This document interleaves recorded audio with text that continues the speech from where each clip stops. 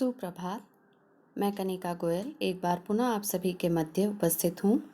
आज हम कक्षा 12वीं के अंतर्गत हिंदी विषय में गद्य भाग से पाठ 2 बाजार दर्शन का अध्ययन करने जा रहे हैं। इस पाठ के लेखक हैं जैनेन्द्र कुमार जी। हिंदी में प्रेमचंद के बाद सबसे महत्वपूर्ण कथाकार के रूप में प्रतिष्ठित जैनेन्द्र कुमार का अवदान बहुत व्यापक और वैविध्यपूर्ण है। अपने उपन्यासों और कहानियों के माध्यम से हिंदी में एक सशक्त मनोवैज्ञानिक कथा धारा का प्रवर्तन आपने किया। बाजार दर्शन का मूल तत्व या उसका सारांश इस प्रकार है। बाजार दर्शन जैनेन्द्र जी का एक महत्वपूर्ण निबंध है। कई दशक पहले लिखा गया जैनेन्द्र का यह लेख आज भी समसामयिक है, अर्थात आज के समय में भी खरा उतरता है। कहीं दार्शनिक अंदाज में तो कहीं किस्सा गो की तरह अपने परिचितों मित्रों से जुड़े अनुभव सुनाते हुए यह स्पष्ट करते हैं कि बाजार की जादुई ताकत कैसे हमें अपना गुलाम बना लेती है।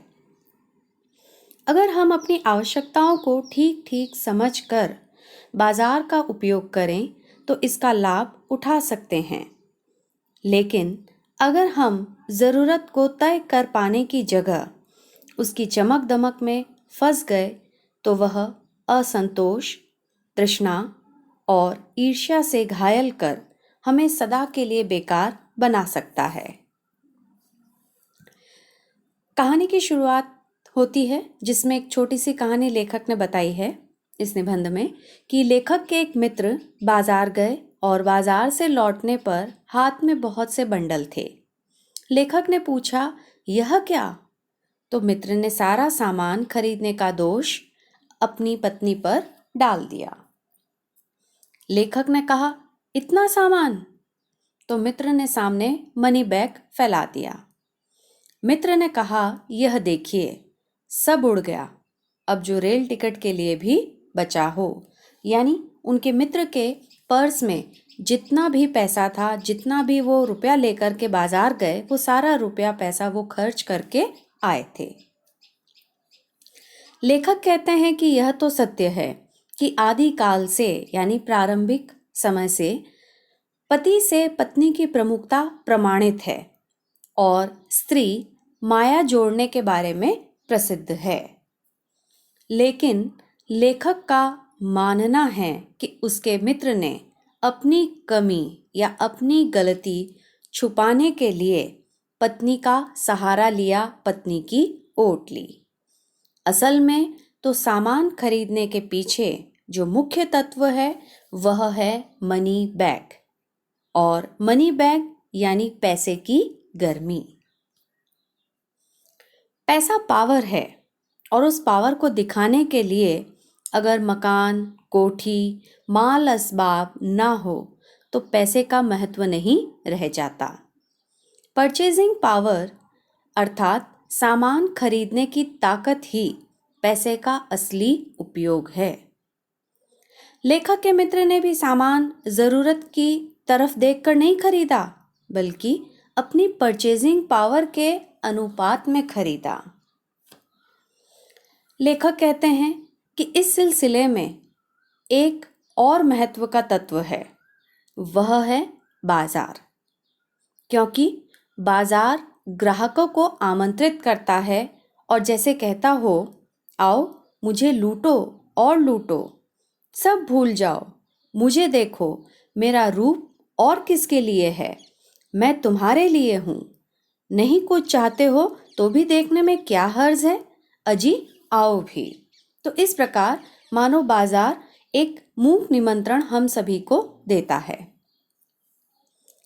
लेखक के अनुसार बाजार का यह आमंत्रण यद्यपि मूक होता है, यानी जिसमें कोई भी प्रकार की बातचीत नहीं है, लेकिन उसके द्वारा मन में सामान के लिए चाह जगती है। चाह का अर्थ हुआ अभाव या कमी। बाजार में खड़े आदमी को लगने लगता है कि उसके पास काफ़ी नहीं है, उसे और चाहिए। इस तरह से बाजार ग्राहक के मन में हीनता की भावना उत्पन्न करता है। जैनेंद्र जी ने यानी लेखक ने अपने एक और मित्र की बात बताई। उनका एक और मित्र है जिसके बारे में उन्होंने कहा कि वह दोपहर से पहले बाजार गया और शाम को वापस लौटा तो खाली हाथ आया। लेखक ने जब उससे पूछा कि इतनी देर कहाँ रहे, तो वह बोला, बाजार देखते रहे। लेखक ने आश्चर्यचकित होकर पूछा, सामान तो कुछ भी नहीं लाए? तब वह बोला, हाँ, यह समझ में नहीं आता था कि ना लूं तो क्या। अर्थात सभी कुछ लेने को जी होता है और कुछ लेने का मतलब है बाकी छोड़ देना, और मैं कुछ भी छोड़ना चाहता नहीं था, इससे मैं कुछ भी नहीं ले सका। तो इस उदाहरण के माध्यम से जैनेंद्र जी ये कहते हैं कि अगर मन में क्या सामान लेना है यह निश्चय नहीं है तो सब लेने की इच्छा हमें घेर लेती है, जिसका परिणाम केवल दुख ही होगा। बाजार एक जादू है और यह जादू हमें आँख के माध्यम से अपनी ओर आकर्षित करता है। ये तो हम जानते ही हैं कि बाजार में हम जब कभी भी जाते हैं, चारों तरफ बेहद सुंदर तरीके से, सजावटी तरीके से सामान बिखरा होता है। हर सामान मानो यही कहता है कि मुझे आओ और खरीदो। यह जादू ठीक वैसा है जैसे चुंबक का जादू लोहे पर चलता है। अर्थात चुंबक की तरह बाजार भी लोगों को अपनी ओर आकर्षित करता है। बाजार का जादू तब और भी चलता है जब जेब भरी हो और मन खाली। इस बिंदु को ध्यान में रखिएगा कि बाजार का जादू कब असर करता है।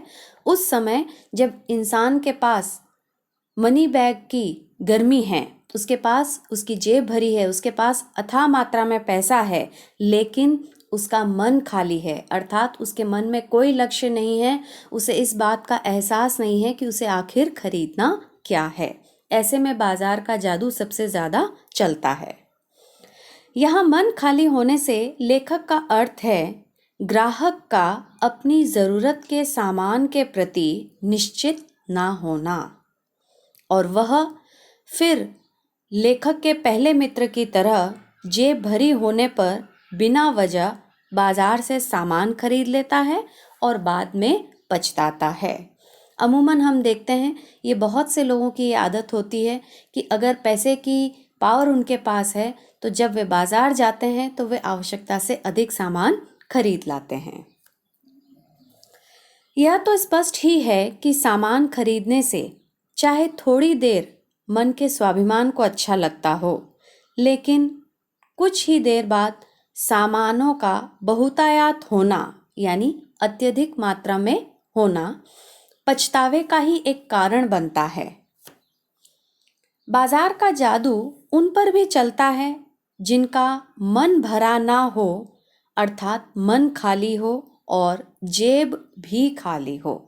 ये दूसरा महत्वपूर्ण बिंदु है जिसे आपको ध्यान में रखने की आवश्यकता है। मन खाली हो तो बाजार की अनेक चीज़ों का निमंत्रण हमें अपनी ओर आकर्षित कर ही लेगा, और मान लीजिए कि कहीं वह जेब भर गई तो मन बिना सामान खरीदे मानेगा नहीं। लेखक केवल बाजार के जादू के बारे में ही सावधान नहीं करते, बल्कि इस जादू से कैसे बचा जाए इस पर भी विचार व्यक्त करते हैं। लेखक जैनेंद्र जी का कहना है कि अगर गर्मी में लू में जाना हो, बाहर निकलना हो, तो पानी पीकर जाना चाहिए तो लू नहीं लगेगी। उसी प्रकार या उसी तरह जब बाजार जाना हो तो मन भरा हुआ होना चाहिए, यानी मन में अपनी आवश्यकता के प्रति निश्चितता का भाव होना आवश्यक है। बाजार का असली महत्व है आवश्यकता के समय काम आना। विद्यार्थियों ध्यान रखिएगा, इस बिंदु पर भी प्रश्न बनता है कि बाजार का महत्व कब सामने आता है। बाजार हमारे लिए तभी उपयोगी है जब हमारी ज़रूरत का, हमारी आवश्यकता का सामान हमें उस समय मिलता हो, ना कि ग्राहक को अपनी ओर आकर्षित करके उसे अनावश्यक सामान खरीदने के लिए प्रोत्साहित करना। लेखक एक बात और स्पष्ट करते हैं कि मन खाली होने का अर्थ मन को बंद करने से नहीं है। अगर सभी इच्छाओं का निरोध कर लो तो वह जड़ता यानी मूर्खता है। जैसे उदाहरण से उन्होंने इस बात को समझाया है कि अगर अपनी आंख फोड़ डालें तो क्या हमें सपने देखने बंद हो जाएंगे? यह तो जिद है, हठ है। इस तरह से तो मन व्यापक की जगह सनकी और विराट की जगह क्षुद्र होता है। अतः उपाय यह है कि हमें मन की भी सुननी चाहिए, लेकिन मनमानी की छूट मन को ना हो। लेखक ने इस तथ्य को समझाने के लिए एक महानुभाव का उदाहरण दिया है जिनका नाम है भगत जी। भगत जी हालांकि पढ़े लिखे नहीं हैं, लेकिन उनका जीवन उन पढ़े लिखे लोगों के लिए उदाहरण है जो बाजार के जादू में फंसकर अनावश्यक सामान खरीदते हैं और बाजार को निरर्थक करते हैं। भगत जी चूरन बेचते हैं, लेकिन किसी एक भी दिन चूरन से उन्होंने 6 आने से ज़्यादा नहीं कमाए। उनका चूरन हाथों हाथ बिक जाता है, पर वह ना तो उसे थोक में देते हैं और ना ही व्यापारियों को बेचते हैं। जैसे ही उनकी दिन की 6 आने की कमाई पूरी हो जाती है, वे शेष बचा हुआ चूरन बच्चों को मुफ्त में बांट देते हैं। तो लेखक कहते हैं कि भगत जी पर बाजार का जादू वार नहीं कर पाता। बाजार का जादू वार नहीं करता क्योंकि माल बिछा रहता है, लेकिन उनका मन अडिग रहता है। बेशक वे अपनी आवश्यकताओं की वस्तुओं को लेने के लिए बाजार जाते हैं, लेकिन जो उनके लिए अति आवश्यक है वे उसी सामान को खरीदकर लौट आते हैं और बाजार का जादू, बाजार का सजावटी सामान उनके ऊपर असर नहीं करता। उनके मन में पैसे के ऊपर जरा भी दया नहीं समाती। उनके आगे तो पैसे की व्यंग्य शक्ति भी नहीं चलती। पैसे की व्यंग्य शक्ति से बचने के लिए शायद समाज के लोग अपने पैसे का दिखावा करते हैं। लेखक कहते हैं कि जहाँ तृष्णा है अर्थात इच्छाएं हैं, लालच है, बटोरने की चाहत है, वहाँ वह बल नहीं होगा जो पैसे को उपेक्षित कर दे या जो पैसे का निरादर कर दे। जैसा कि पहले लेखक ने कहा कि जब मन खाली है और जेब भी खाली है तो लोग उस बाजार को देखकर हीनता की भावना से भर जाते हैं। लेकिन भगत जी तो उस बाजार से रोज गुजरते हैं, लेकिन उनके मन में कहीं कोई ईर्ष्या का भाव नहीं होता और ऐसा लगता है मानो बाजार के समूचे माल के प्रति आशीर्वाद दे रहे हों। जो यह नहीं जानते कि वे क्या चाहते हैं, अपनी परचेजिंग पावर के गर्व में अपने पैसे से बाजार को एक व्यंग्य की शक्ति देते हैं। ऐसे लोग ना तो बाजार से लाभ उठा सकते हैं और ना बाजार को सच्चा लाभ दे सकते हैं, क्योंकि जैसा पहले ही बताया गया है कि बाजार का सच्चा लाभ यह है कि वह लोगों की आवश्यकता को पूरा करे, ना कि उनके मन में ईर्ष्या, हीनता, अभिमान जैसे भावों को बढ़ाए। अनावश्यक सामान खरीदने से केवल बाजार का बाजारूपन बढ़ता है। विद्यार्थियों, इस पंक्ति को ध्यान रखिएगा। यहाँ फिर से एक प्रश्न बनता है कि बाजार के बाजारूपन से क्या तात्पर्य है। बाजार के बाजारूपन से तात्पर्य हुआ कपट का बढ़ना और सद्भाव का घटना, अर्थात हर इंसान दूसरे को छल से या धोखे से उसके पैसे को हड़पने का, उससे ज़्यादा से ज़्यादा पैसे लेने का प्रयास करेगा, जिसके कारण ग्राहक और विक्रेता का ही एक संबंध बनकर रह जाता है उनके अंदर परस्पर भाईचारे, सद्भाव के जो मूल्य हैं वो दिनों दिन घटते जाते हैं। तो इसलिए यहाँ पर बाजार के बाजारूपन के बारे में बताया गया है। बाजार और ग्राहक एक दूसरे के पूरक हैं, लेकिन जब दोनों के मन में एक दूसरे को ठगने की बात आ जाए और एक दूसरे की हानि में अपना लाभ देखने लगे तो शोषण होने लगता है और ऐसा बाजार मानव के लिए विडंबना बन जाता है।